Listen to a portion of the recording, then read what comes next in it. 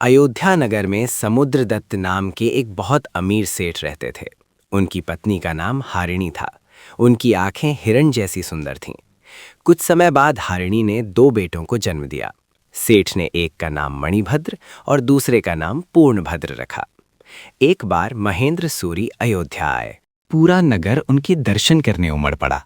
उनके उपदेश सुनकर नगर के राजा अरिजय और सेठ समुद्रदत्त को ज्ञान मिला। दोनों ने दीक्षा ले ली।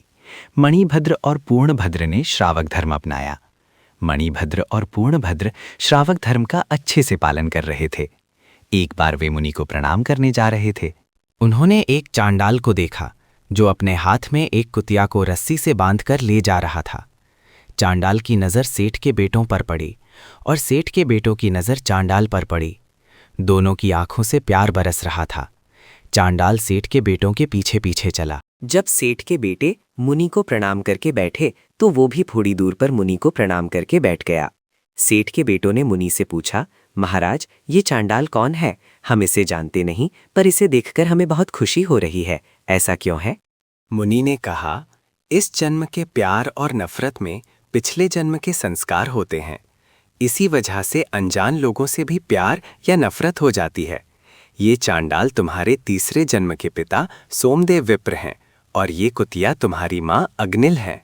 तुम अग्निभूति और वायुभूति नाम के उनके दो बेटे थे जो जैन धर्म से दूर थे, पर मुनि के संपर्क में आकर तुमने श्रावक धर्म का पालन किया, इसलिए तुम देवलोक गए और फिर श्रावक कुल में जन्म लिया।